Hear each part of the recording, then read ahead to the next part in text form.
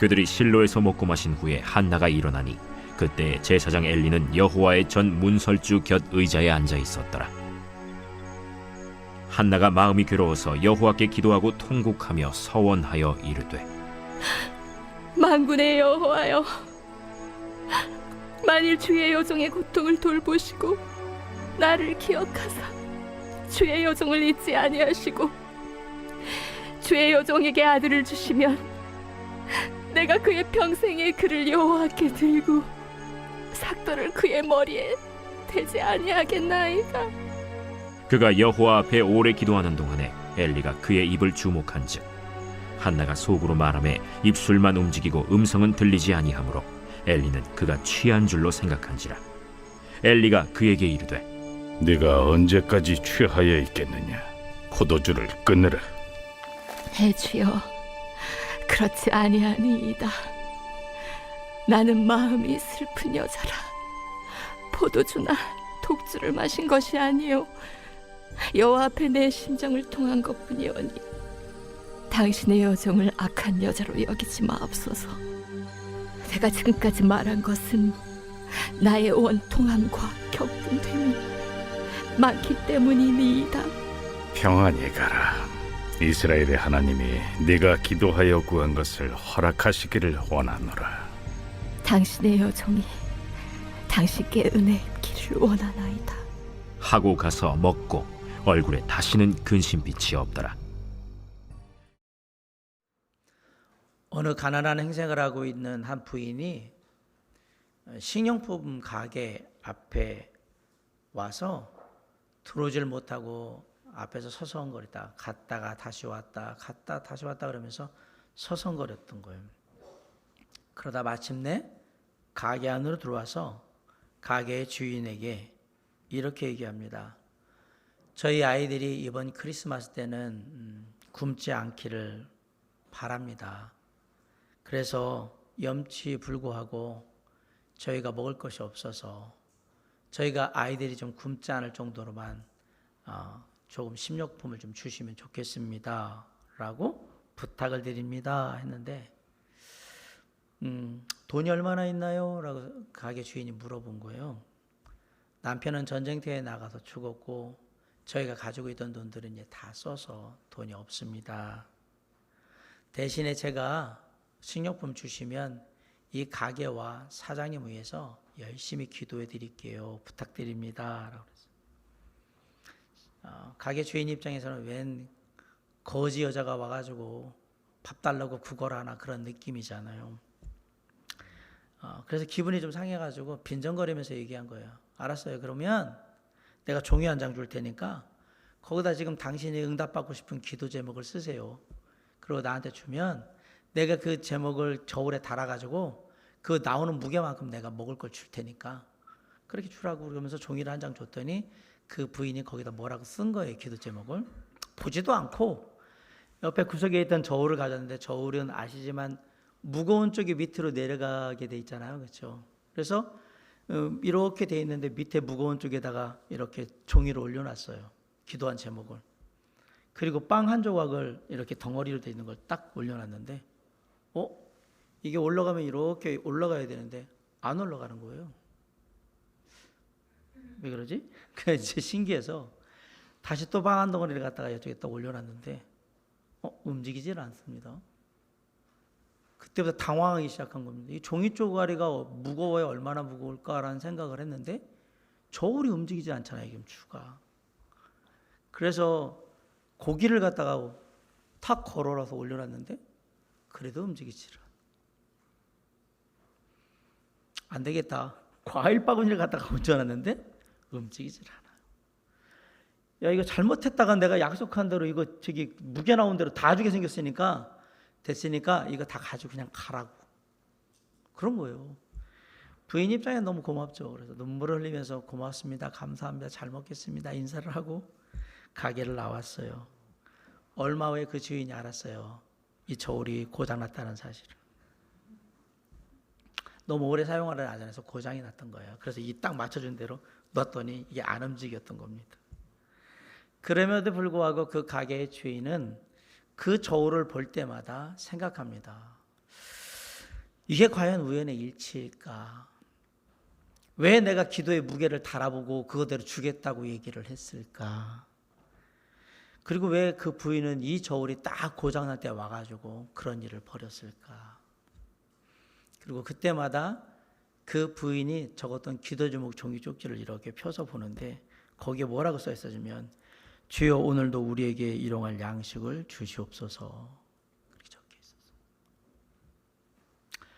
사무엘상이 시작되는 시대는 사사시대입니다. 사사시대는 이스라엘 백성들이 하나님의 약속의 땅, 축복의 땅 가나안을 허락받고 들어가게 되었지만 결국 그 가나안 땅에서 하나님을 버리고 각자 자기의 소견에 오른 대로 자기 멋대로 살던 시대를 말합니다. 그런데 그렇게 각자가 자기 마음대로 자기 멋대로 그렇게 하나님을 버리고 살던 시대에 하나님 말을 바라보던 한 여인이 있었습니다. 하나님은 이 여인을 이스라엘 역사의 중심으로 이끌어 오셨고요. 그리고 이 여인을 통해서 이스라엘이 사사시대를 지나서 왕정시대로 갈 수 있는 시작을 이루게 하셨습니다. 바로 한나와 아들 사무엘 이야기입니다. 오늘 본문은 언약궤가 있는 실로의 성전에서 엘리 제사장과 한나 사이에 일어난 일을 말하고 있습니다. 엘리는 하나님의 언약궤가 있는 실로의 성전을 맡은 제사장이었습니다. 다시 말하면 이스라엘의 나름 유력한 영적인 지도자였다라는 사실입니다. 그런데 지금 엘리가 어디에 있죠? 성전 안이 아니라 성전 밖, 정확하게 말하면 성전 입구 문설주 곁 의자에 앉아 있습니다. 우리 9절 한번 읽어볼까요? 자, 시작. 그들이 실로에서 먹고 마신 후에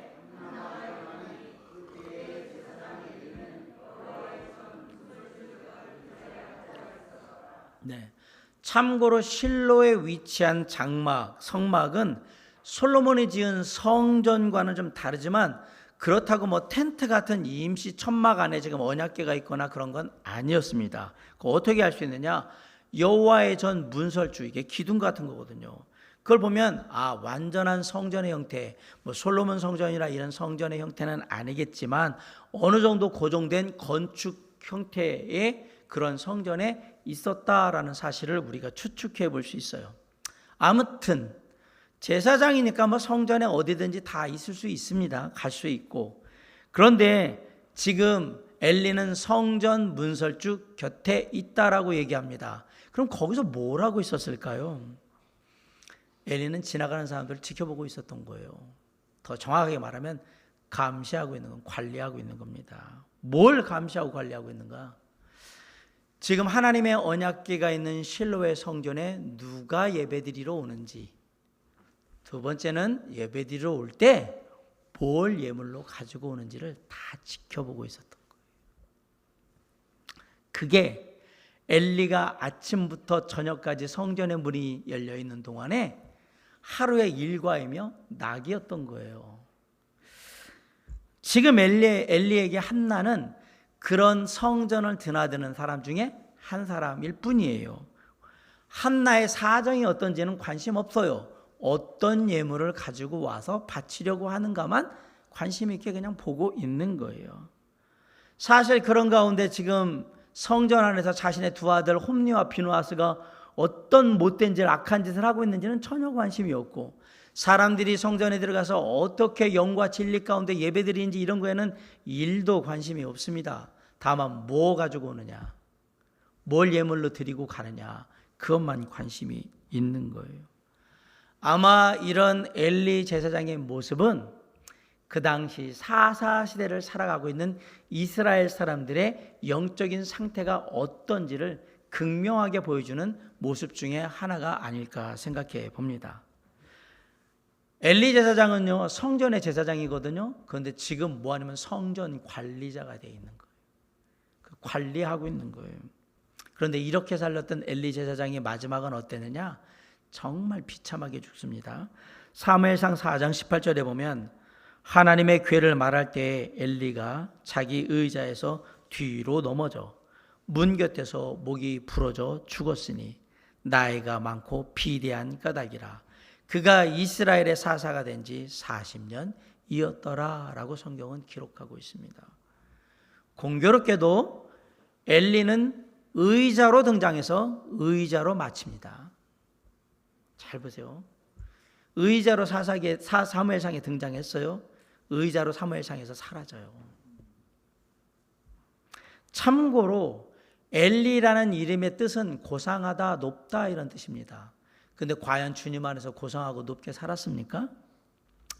이름대로는 못 살았던 것 같아요.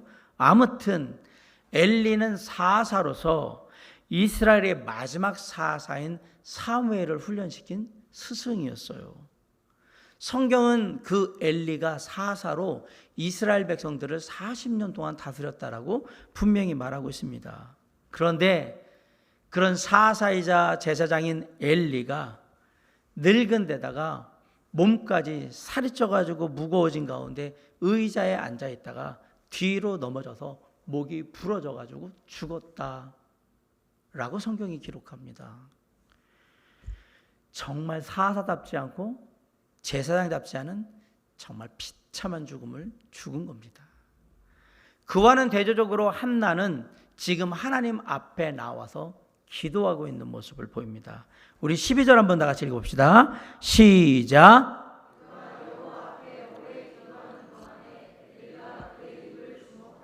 네, 한나가 성전에 들어왔어요. 그리고 오랜 동안 나가지를 않으니까 엘리가 그때부터 관심을 갖기 시작했어요. 왜? 보통 사람들 같으면 예배드리고 기도하고 나갈 시간인데 진작 나갔어야 되는데 계속해서 나가지 않고 있는 거예요. 그러고 보니까 뭔가 그냥 중얼중얼 하고 있는 모습으로 보인 거예요. 그렇게 그냥 한나를 유심히 바라보다가 무슨 기도를 하고 있나 궁금했던지 엘리가 그 가까이 가서 그 한나의 입을 주목해서 본 겁니다. 그런데 한나가 소리를 낸 게 아니라 마음속으로 기도하면서 그냥 입술로 중얼중얼하고 있었기 때문에 그냥 그렇게 보였던 거예요. 13절 한번 다시 해봅시다. 시작. 한나가 속으로 말하매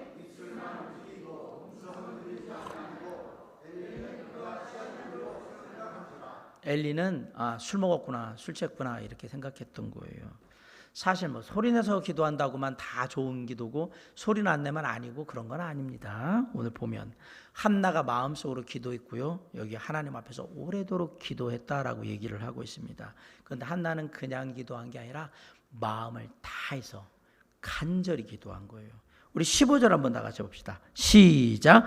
한나가 대답하여 이르되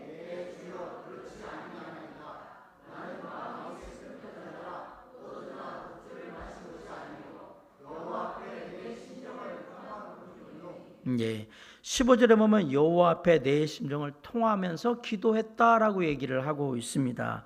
심정을 통하면서 기도했다라는 말이 뭘까? 그냥 영어 표현을 그대로 하면 영혼을 주님께 다 쏟아부었다라는 말이에요. 진짜 온 마음을 다해서 간절히 기도했다라는 말이에요. 한나는 자신의 마음이 하나님께 응답될 때까지 요즘 젊은 사람들 말하는 것대로 영혼을 갈아 넣어서 기도했다 이 얘기예요. 자신의 영혼을 다 갈아 넣은 거예요. 그 기도에.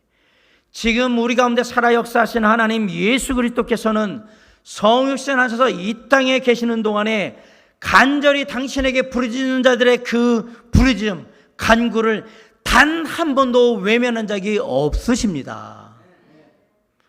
주님께서는 언제나 그들을 기억하셨고 언제나 그들을 생각하셨으며 언제나 그들을 돌보셨고 언제나 그들을 불쌍히 여기셨어요. 다윗의 자손 예수여 나를 불쌍히 여기소서라고 외쳤던 소경 바디메오의 그 간절한 간구를 들으셨고 불쌍히 여기소서 어둠에서 빛으로 치유해 주셨어요. 주여 올소이다마는 상 아래 개들도 아이들이 먹던 부스러기를 먹나이다라고 계명하면서 귀신 들린 자신의 딸을 구하기 위해서 그 정말 사람들 앞에 갖은 수모를 당하고 있던 그 수로보니게 여인, 한 조각의 부스러기 은혜를 얻고자 했던 그 수로보니게 여인, 그 여인을 주님은 외면하지 않으셨고 불쌍히 여기서 은혜를 베풀어 주십니다. 그리고 예수여 당신의 나라에 임하실 때 나를 기억하소서라고 고백하면서 그 십자가 은혜 위에서 마지막으로 주님의 은혜를 구했던 그 강도의 외침을 외면하지 않으시고 그를 받으셔서 내가 진실로 네게 이르노니 오늘 네가 나와 함께 낙원에 있으리라 말씀하심으로 그를 구원으로 인도하셨습니다. 우리가 우리의 영혼을 쏟아부으며 간절히 기도할 때 주님은 그 기도를 들으시고 우리가 우리의 생각의 모든 것들을 주님께 맡기며 부르실 때 주님은 우리를 생각하시는 거예요. 우리의 간구를 외면하지 않으시고 우리에게 기쁨의 놀라운 응답을 주시는 하나님이십니다. 놀라운 건요, 우리를 돌보시되 우리의 연약함까지 돌보시는 하나님이시라는 사실이에요. 로마서 8장 26절에 이와 같이 성령도 우리의 연약함을 도우시나니 우리는 마땅히 기도할 바를 알지 못하나 오직 성령이 말할 수 없는 탄식으로 우리를 위하여 친히 간구하시느니라. 우리의 연약함까지 도우시는 하나님이시다. 이게 하나님께 기도드리는 진짜 믿음의 사람의 모습인 거예요. 우리에게는 이렇게 한나처럼 기도하는 기도가 필요합니다. 하나님은 이런 기도의 사람을 찾고 계십니다. 교회 내 이렇게 마음을 다해서 영혼을 다 쏟아보며 기도하는 사람들이 많은 것은 그 교회가 건강하다는 증거입니다. 한나는 온 마음을 다해서 주님께 간절히 기도하고 있었어요. 하지만 소리를 내지 않고 마음속으로 기도하면서 입술만 움직였기 때문에 엘리는 한나가 술 취해서 기도한다라고 생각을 했던 겁니다. 그래서 13절에 한나가 속으로 말하며 입술만 움직이고 음성은 들리지 아니하므로 엘리는 그가 취한 줄로 생각한지라 라고 되어 있던 거예요. 14절에 보면 엘리가 그에게 이르되 네가 언제까지 취하여 있겠느냐 포도주를 끊으라 하니, 우리 15절 다 같이 읽어볼까요? 한나가 대답하여 이르되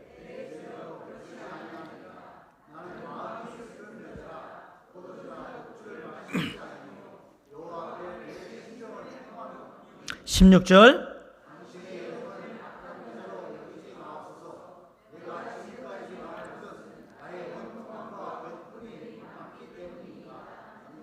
네. 한나는 지금 술 취해서 정신 몽롱한 상태에서 웅얼웅얼 하고 있는 게 아니라 진짜 마음을 다해서 기도하고 있다는 거예요. 사실 엘리는 한나가 술 취했는지 안 했는지 금방 알 수 있었어요. 어떻게 하면 알죠? 가까이 가보면 되잖아요. 냄새 날 거 아닙니까? 술이 많이 취했으면 술 냄새가 풀풀풀 풍긴다는데, 이 얘기는 뭐냐면 엘리가 얼마나 영적으로 무감각하냐라는 걸 얘기하는 거예요. 그러다가 가보니까 술 냄새도 안 나는 것 같고, 들어보니까 똑바로 다 얘기를 하잖아요. 지금 내가 이래서 기도하고 있는 거예요. 저 술 안 취했어요. 이러니까. 그래서 그 사실을 안 엘리가 한나를 축복하며 이렇게 말합니다. 우리 17절 다 같이 한번 보십니다. 시작. 엘리가 대답하여 이르되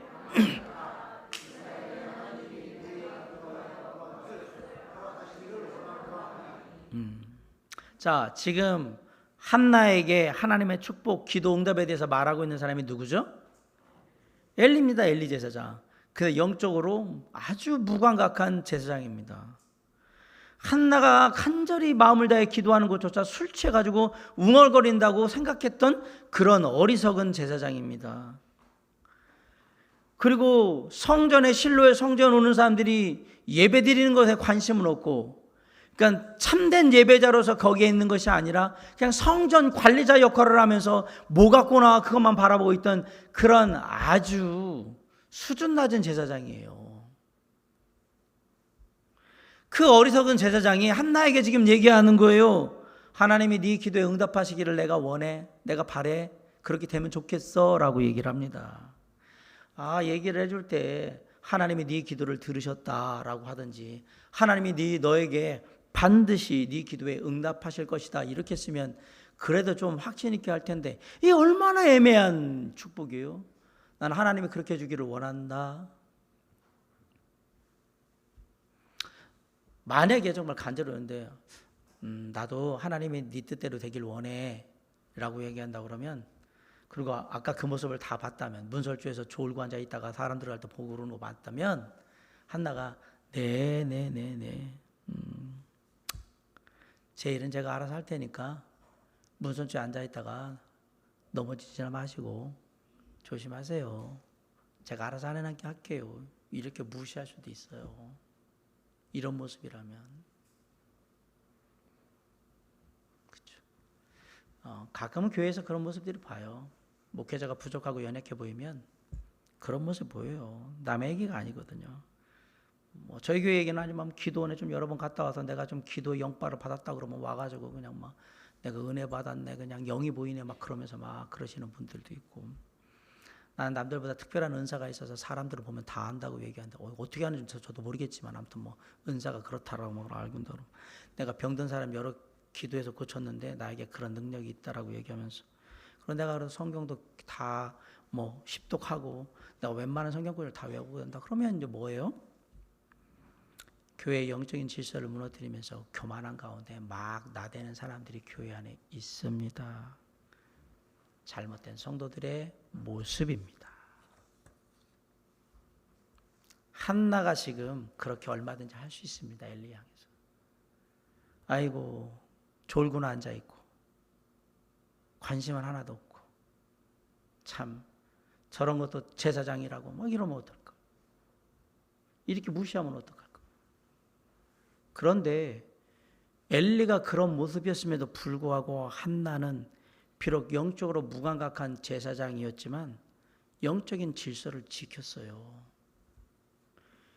엘리 제사장이 그냥 한 축복의 얘기를 사람의 소리로 듣지 않고 하나님의 응답으로 그냥 믿은 거예요. 사랑하는 성도 여러분, 여러분이 볼 때 박창신한 목사는 허물도 많고 인격도 별로고 뭐 여러 가지가 문제가 있을 수 있어요. 근데 제가 가끔 제정신인 상태에서 하나님의 온전한 교훈을 드리거든 사람의 소리를 듣지 마시고 하나님이 나한테 말씀하시는구나 라고 받으세요. 그게 축복이 될 겁니다.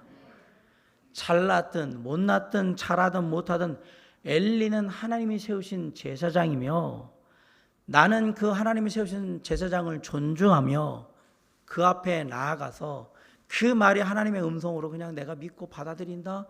이게 지금 한나의 태도예요.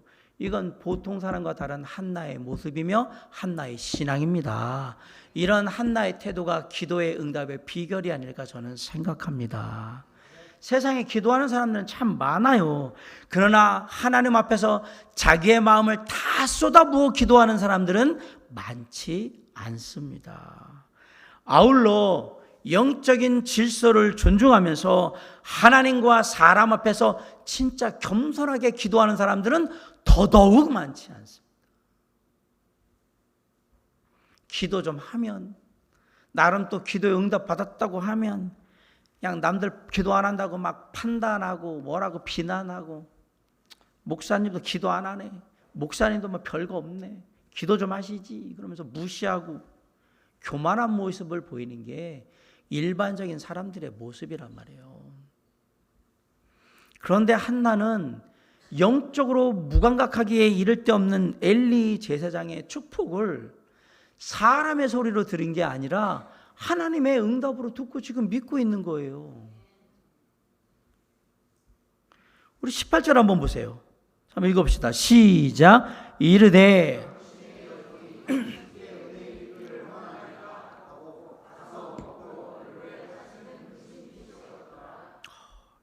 이게 바로 기도응답의 확신입니다. 하나님은 이런 사람의 기도를 들으십니다. 시편 102편 17절에 보면 여호와께서 빈궁한 자의 기도를 돌아보시며 그들의 기도를 멸시하지 아니하셨도다라고 말씀하고 있어요. 많은 사람들이 놀랍게도 어려움이 와도요 기도를 안 해요. 잘 그냥 낙심 가운데 빠져가지고 나 어려움 빼서 왜 나한테 이런 어려움을 줬을까 불평하고 불만만 늘어놓는 경우가 태반입니다. 구원받은 성도들 중에 삶에 문제가 있고 어려움이 있는데도 불구하고 하나님께 나아가 기도하지 않는 사람들은 가장 어리석은 사람들입니다. 어떤 사람들은 일단 기도는 해요.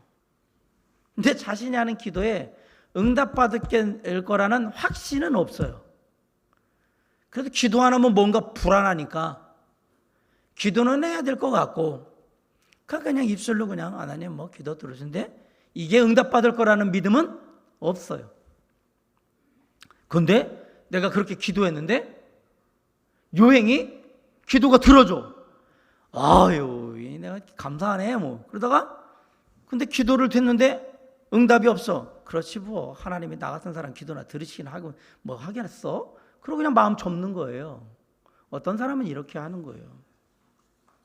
이렇게 하면 삶에 하나님의 능력은 없습니다. 그리고 세상 사람하고 믿는 사람하고 별반 삶의 차이가 없는 겁니다. 단지 그냥 형식적으로 주일날 와서 신앙생활 하고 있는 것 뿐이고 그냥 내가 하나님 믿는 것 뿐이지 그 삶에 하나님의 은혜가 있느냐, 능력이 있느냐, 기쁨이 있느냐, 믿음의 확신이 있느냐, 그런 건 없습니다. 반면에 어떤 사람들은 정말 간절하게 기도를 합니다. 기도하면 뭔가 희망이 생길 것 같고 뭔가 문제가 해결될 것 같고 기도하는 시간만큼은 막 끌어오르면서 막 기쁘고 막 평안하고 뭔가 될 것 같고 막 그런데 기도를 끝내고 딱 일어나서 밖으로 나가면 불안하고 근심되고 걱정되고 낙심되고 넘어지고 슬퍼져요. 그리고 다시 기도하러 와요.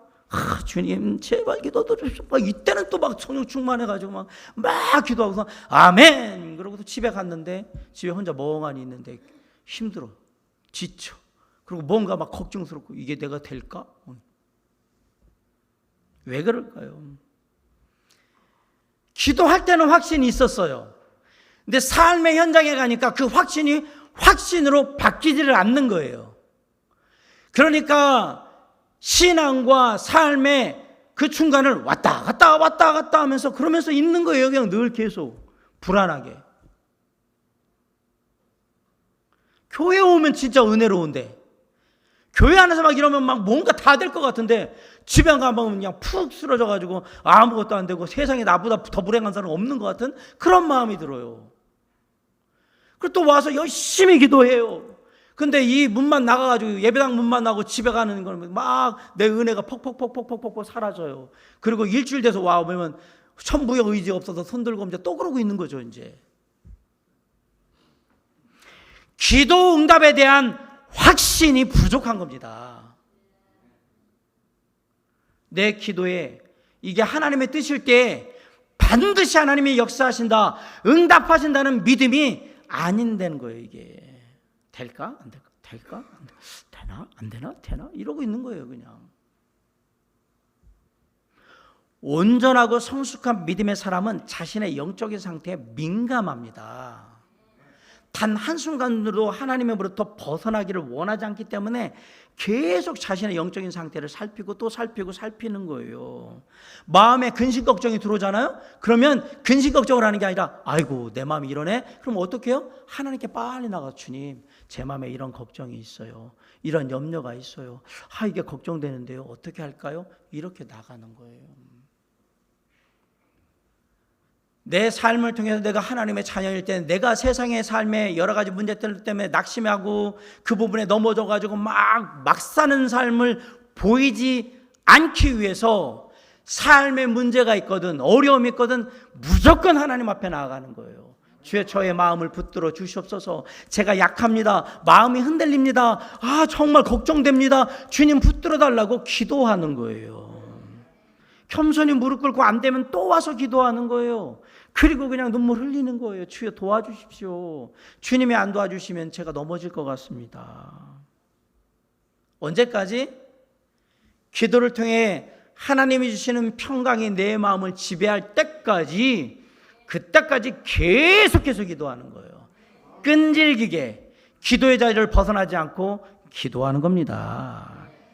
그리고 마침내 평강이 찾아오면 그 평안을 붙들고 삶에 들어가서 기쁘고 감사하고 즐겁게 네네네네 이러면서 그냥 사는 겁니다. 빌립보서 4장 6절로 7절 아무것도 염려하지 말고 다만 모든 일에 기도와 간구로 너희 구할 것을 감사함으로 하나님께 아뢰라.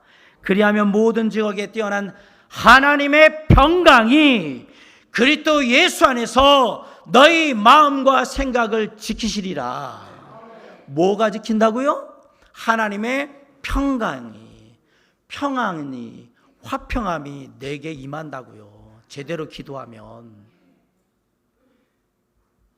민수기 6장 24절 26절에 여호와는 내게 복을 주시고 너를 지키시기를 원하며 여호와는 그의 얼굴을 네게 비추사 은혜 베푸시기를 원하며 여호와는 그 얼굴을 네게로 향하여 드사 평강 주시기를 원하노라. 주님의 얼굴을 보면 마음이 평안해진다고요. 이게 진짜 믿음의 사람의 모습이고 이게 기도의 응답에 확신을 가진 사람의 모습인 겁니다. 당연히 이렇게 믿는 자에게 하나님의 축복이 임하는 겁니다. 기도 응답 받기 전에 한나의 삶은 괴로움과 고통의 연속이었습니다. 6절에 보세요.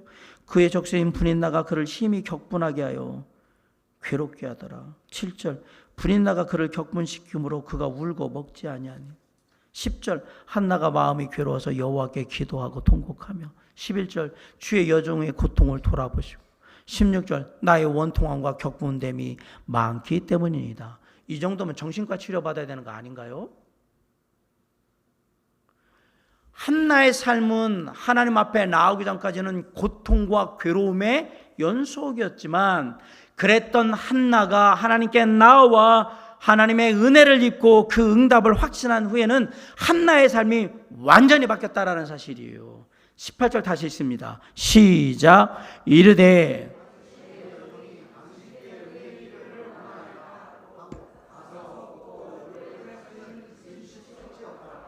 그 전에 뭐 했어요? 밥도 안 먹고 남편인 엘간한테 가가지고 징징징징 거리면서 안 먹어 밥. 왜 안 먹어? 싫어. 기분 나빠. 마음 상했어. 그럼 그랬던 한나 아닙니까? 근데 뭐요? 가서 먹었다. 문제가 해결됐다는 얘기잖아요. 여러분 잘 아시지만 제가 어떤 큰 행사할 때 밥을 잘 안 먹어요. 언제 먹냐? 행사 딱 끝나면 그 다음에 라면을 먹든 뭐든 먹어요. 그건 뭐냐면 다 해결됐다, 끝났다. 지금 한나가 뭐야? 밥 안 먹고 막 징징거리다가 뭐 했어요? 가서 밥 먹는데 입맛이 살아났잖아요. 문제가 이미 해결됐다라고 믿고 있는 거예요. 얼굴에 다시는 근심빛이 없더라. 그거는 사람들 앞에서 이제 그거 가지고 막 걱정하고 괴로워하고 하는 모습들을 다시는 보이지 않았다 이 얘기입니다. 너 어디 갔다 왔니? 교회 가서 기도하고 와서 뭐 기도했는데 우리 아이들 위해서 기도하고 왔어. 근데 얼굴이 왜 그래? 걱정이 돼가지고. 너 뭐 했는데? 기도했어. 집이 좀 돈이 좀 있어야 되는데 하나님께서 주실 거라고 믿어? 믿어. 근데 얼굴은 왜 그래? 그래도 안 될 것 같거든.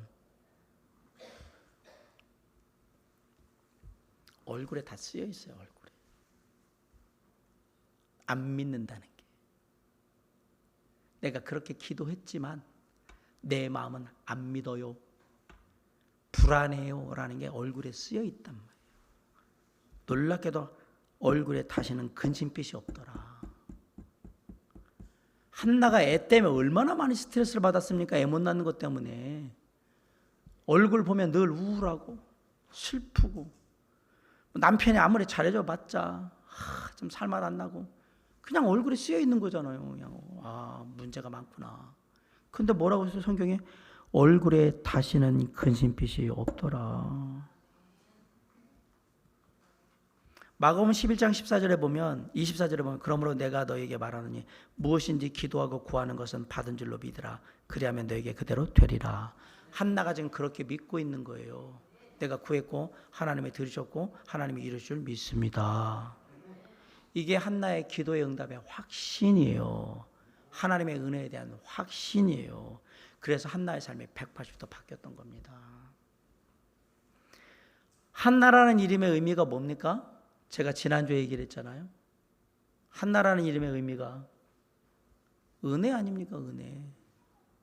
그런데 이전까지 한나는 은혜하고는 관계가 먼 삶을 살았어요. 그런데 이제 진짜 은혜라는 이름에 걸맞는 삶을 살게 된 거예요.